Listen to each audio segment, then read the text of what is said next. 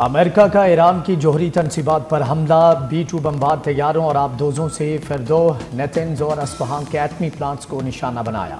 B-2 بمبار طیاروں سے ایران کے سب سے بڑے جوہری پلانٹ فردو کو ہٹ کیا، جبکہ آبدوزوں سے فائر کیے گئے ٹوماہاک کروز میزائلوں نے نیتنز اور اصفہان کے اٹامک انرجی پلانٹس کو نشانہ بنایا۔ ایران پر امریکی حملے سے متعلق تفصیلات امریکی صدر ٹرمپ نے سوشل میڈیا پر شیئر کی۔ لکھا، ایران کے 3 جوہری سائٹس پر حملے کامیابی سے مکمل کیے گئے، فردو ایٹمی پلانٹ مکمل طور پر تباہ کر دیا گیا۔ اس شاندار کامیابی کا سہرا ہمارے بہادر امریکی فوجیوں کے سر ہے۔ اب وقت ہے کہ ہم امن کی طرف قدم بڑھائیں۔ ایران باز نہ آیا تو دوبارہ اور مزید سخت حملے کریں گے۔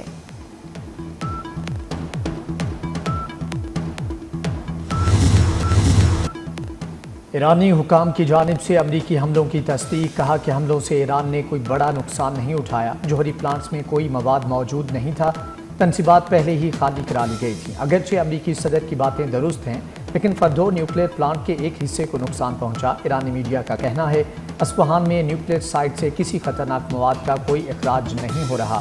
اصفہان کے نائب گورنر کے مطابق حملوں میں کوئی جانی نقصان نہیں ہوا۔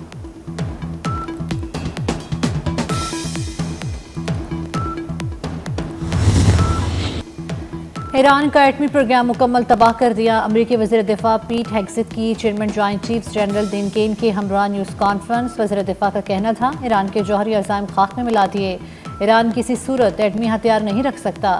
امریکی صدر نے بار بار ایران کو تنبیہ کی، دنیا کو امریکی صدر کی بات سننا ہوگی۔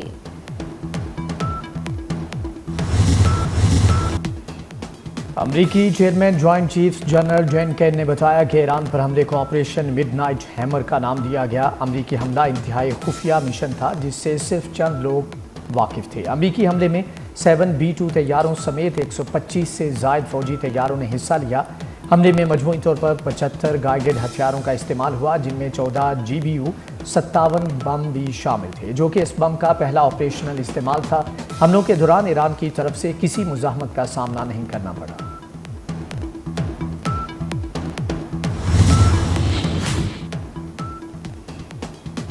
وزیر اعظم شہباز شریف اور ایرانی صدر کے درمیان ٹیلی فونک رابطہ۔ وزیر اعظم نے امریکی حملوں اور اسرائیلی جارحیت کی مذمت کی۔ ایرانی عوام اور حکومت کے ساتھ پاکستان کی غیر متزلزل یکجہتی کا اعادہ۔ وزیر اعظم نے قیمتی جانوں کے ضیاع پر دلی تعزیت کا اظہار کیا۔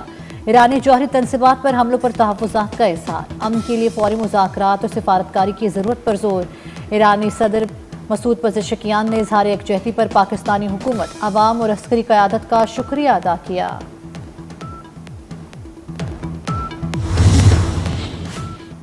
وزیر اعظم شہباز شریف نے قومی سلامتی کمیٹی کا اہم ترین اجلاس کل طلب کر لیا۔ عسکری اور سول قیادت شرکت کرے گی۔ فیلڈ مارشل سید عاصم منیر حالیہ دورہ امریکہ پر شرکاء کو اعتماد ملیں گے۔ اجلاس میں ایران، اسرائیل، امریکہ تنازع پر تفصیلی مشاورت ہوگی۔ خطے میں کشیدگی کم کرنے سمیت دیگر اہم امور پر بڑے فیصلوں کا امکان ہے۔ امریکی جارحیت کے تباہ کن نتائج برآمد ہوں گے۔ ایرانی وزیر خارجہ عباس عراقچی نے خبردار کر دیا۔ استنبول میں میڈیا سے بات کرتے ہوئے کہا اپنی آزادی اور خود مختاری پر سمجھوتا نہیں کریں گے۔ ڈونلڈ ٹرمپ نے وعدہ خلافی کی۔ امریکہ نے ایرانی عوام کے خلاف خطرناک عسکری کارروائی کا ارتکاب کیا۔ دنیا کو بھولنا نہیں چاہیے کہ سفارتکاری سے انکار ایران نہیں، امریکہ نے کیا۔ اقوام متحدہ میں ایرانی مشن کا سلامتی کونسل کا ہنگامی اجلاس بلانے کا مطالبہ۔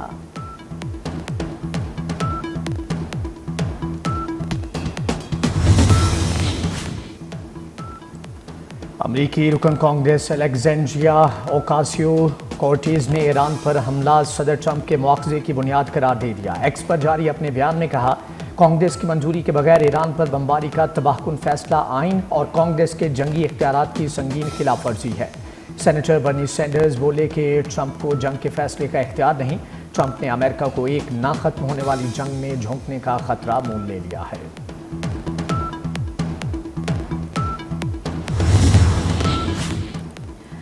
عالمی ایٹمی توانائی ایجنسی نے ایران کی جوہری تنصیبات پر حملے کی تصدیق کر دی۔ کہا اصفہان پر امریکی حملے میں سینٹری فیوج بنانے کی ورکشاپ نشانہ بنی۔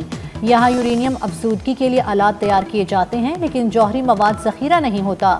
اصفہان کے نزدیک جوہری تنصیب میں کوئی جوہری مواد تھا ہی نہیں اور نہ حملے سے تابکاری کا خدشہ ہے۔ امریکی حملوں کے بعد کی صورتحال پر غور کے لیے IAEA کا ہنگامی اجلاس کل ویانا میں ہوگا۔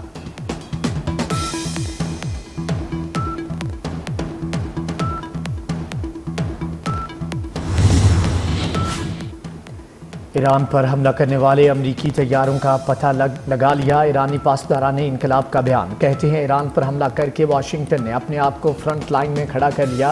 امریکی حکومت نے مشرق وسطیٰ کی ماضی کی جنگوں سے سبق نہیں سیکھا۔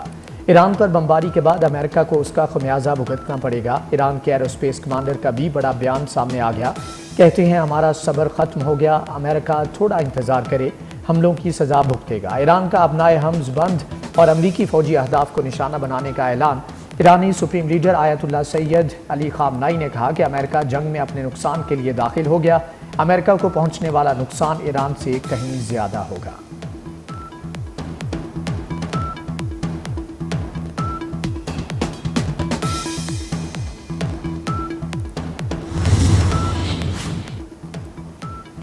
سیکرٹری جنرل اقوام متحدہ نے ایران اسرائیل کشیدگی میں کمی کے لیے کردار ادا کرنے کی اپیل کر دی۔ انٹونیو گوتریس کہتے ہیں ایران کے خلاف امریکہ کے طاقت کے استعمال سے سخت پریشان ہوں، خطہ خطرناک موڑ پر ہے، بین الاقوامی امن و سلامتی کو خطرہ ہے، یہ تنازع تیزی سے قابو سے باہر ہو سکتا ہے، عام شہریوں، خطے اور دنیا پر تباہ کن اثرات پڑ سکتے ہیں، تنازع کا کوئی فوجی حل نہیں، آگے بڑھنے کا واحد راستہ سفارتکاری ہے، واحد امید امن ہے۔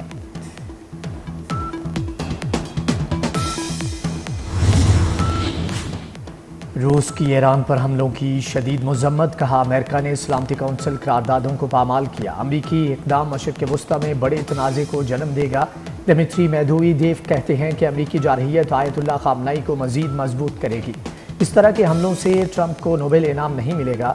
چین کا امریکی حملوں پر اظہار تشویش، فری کیمپ سے فوری جنگ بندی کا مطالبہ۔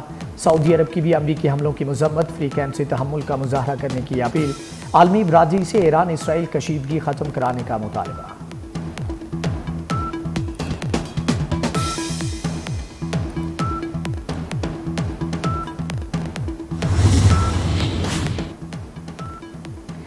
دنیا کے مختلف ملکوں کی ایران پر امریکی حملوں کی مذمت، کیوبا اور وینزویلا نے امریکی حملوں کو ایران کے خلاف جارحیت قرار دے دیا۔ کیوبا کے صدر نے کہا امریکی حملہ مشرق وسطیٰ کی صورتحال کو مزید کشیدہ کر دے گا۔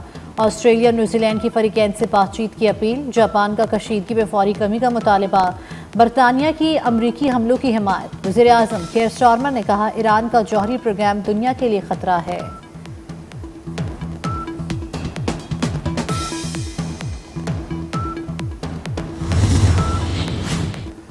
امریکہ کا ایران کی ایٹمی تنصیبات پر حملہ، یورپی یونین کا کشیدگی کم کرنے اور مذاکرات کی ضرورت پر زور۔ یورپی یونین خارجہ پالیسی کی سربراہ کاجا کالاس کا کہنا ہے کہ ایران کو جوہری ہتھیار بنانے کی اجازت نہیں ہونی چاہیے۔ ایران کا جوہری پروگرام بین الاقوامی سلامتی کے لیے خطرہ ہے۔ فری کیمپ پیچھے ہٹیں، مذاکرات کی میز پر واپس آئیں۔ یورپی یونین کے وزرائے خارجہ کا اجلاس کل ہوگا۔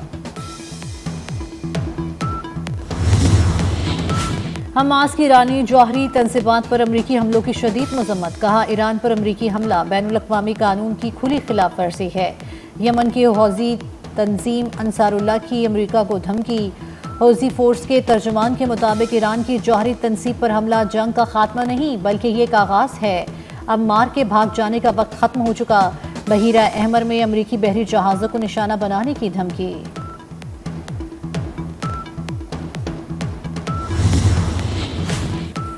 نائب وزیر اعظم اسحاق ڈار کی ایرانی وزیر خارجہ سید عباس عراقچی سے استنبول میں ملاقات، پاکستان کے ایران پر اسرائیلی حملوں کی شدید مذمت۔ اسحاق ڈار نے کہا ایران کی ایٹمی تنصیبات پر امریکی حملے بھی قابل مذمت ہیں، پاکستان ایران کی خود مختاری اور علاقائی سالمیت کی مکمل حمایت کرتا ہے۔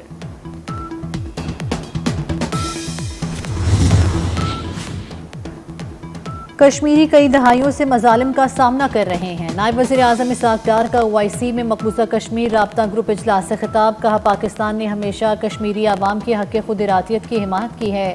مقبوضہ کشمیر اور فلسطین کے عوام بنیادی حقوق کے لیے جدوجہد کر رہے ہیں۔ بھارت نے پہلگام واقعے پر بغیر تحقیقات پاکستان پر الزام لگایا۔ بھارت نے تحقیقات کی بجائے جارحیت کا راستہ اپنایا۔ پاکستان مقبوضہ کشمیر کے عوام کی سفارتی اور اخلاقی مدد جاری رکھے گا۔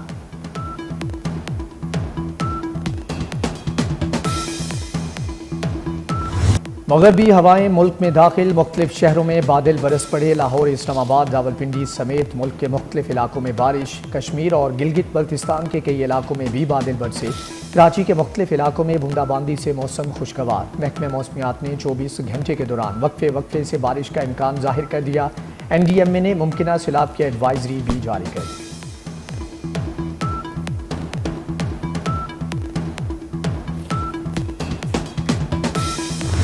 कवाली को मुनफरिद अंदाज देने वाले अमजद साबरी को हमसे बिछड़े 9 साल हो गए। अमजद साबरी मारूफ कवाल साबरी घराने से ताल्लुक़ रखते थे और गुलाम फरीद साबरी के साहबजादे थे। अमजद साबरी को 16 रमज़ान 2016 को लियाकताबाद कराची में कत्ल कर दिया गया था। और कार्टून के शौकीन बच्चों के लिए अच्छी खबर, science fiction adventure film एलियो cinema घरों में रिलीज़ कर दी गई। फिल्म को उर्दू सबटाइटल्स के साथ रिलीज़ किया गया है।